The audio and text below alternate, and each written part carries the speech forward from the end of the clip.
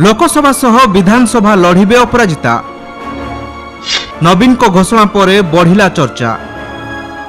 खोर्धारू लढ़िबा नहीं पाख लोके देउछंती संकेत। ताती बढ़िबा सह जोर धरिछि राजनीति, कारण आउ मात्र किछि दिन पर भोट, जेउंथिपाई प्रस्तुत हेलेनी सबु दल। रणनीति करी परस्पर को देलेनी टक्कर। यारि भितरे अनेक दल प्रार्थी घोषणा करुछंती। प्राय 90 भाग जगार दिया सरिछि टिकेट। तेबे एथर मुख्यमंत्री नवीन पट्टनायक दुईटी जगारू लढ़िबे। प्रथमे से हिंजिळीरू लढ़िबे बोली आसिथिला खबर। यापरे कंठाबांझी रे मध्य से ठिया हेबे बोली जणा पड़िछि, जहाकु नै नुआ कौशल आपणाइछंती विरोधी। कारण बीजेपी सांसद अपराजिता षडंगी मध्य किछि एमिति करिबाकु जाउछंती। भुवनेश्वर सांसद सह से विधानसभा रे मध्य ठिया हेबे बोली चर्चा होउछि। एबे भुवनेश्वर सांसद अछंती अपराजिता। 2019 निर्वाचन में से करथिले भाग्य परीक्षा। राज्य राजधानी भुवनेश्वर बीजेपी प्रार्थी होइथिले से आउ छड़ाई नैथिले बीजेडी गड़। बीजेडी प्रार्थी अरूप पट्टनायक को से देइथिले मात, जहा फल भुवनेश्वर संसदीय क्षेत्र में उड़ीथिला बीजेपी बाना। सेबेठु राज्य राजनीति में जड़े चर्चित चेहरा हेले अपराजिता। निर्वाचन जितिबा परे बीजेपी मुख्य भार संभाळुछंती अपराजिता।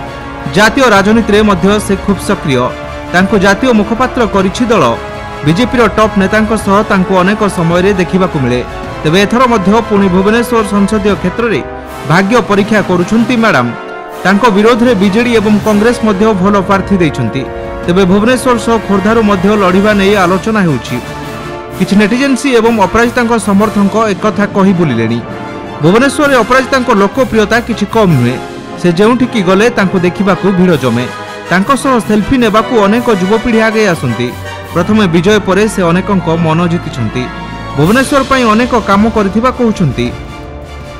हेले एथर मैडम दुईटी जगारू ठिया हेबे बोली सुनिबाकु मिलुछि। मुख्यमंत्री नवीन पट्टनायक दुईटी जगारू लढ़िबा परे सक्रिय होई उठिछंती अपराजिता। से मध्य दुईटी आसनरू लढ़िबे बोली कहा जाउछि। देखिबाकु गले खोर्धारे बीजेपी प्रार्थी देइनी। एठारे प्रशांत जगदेव एवं कालू खंडायत रायଙ୍କ मध्यरे टिकेट टक्कर चलिछि। दलरे गोष्ठी कंदल अछि, तेणु एठारे अपराजिता निजे कमान संभाळिबे बोली आलोचना हेउछि। तेबे यह केते सत बीजेपी टिकेट घोषणा परे ही स्पष्ट हेबो। Bureau report, Kalinga today live.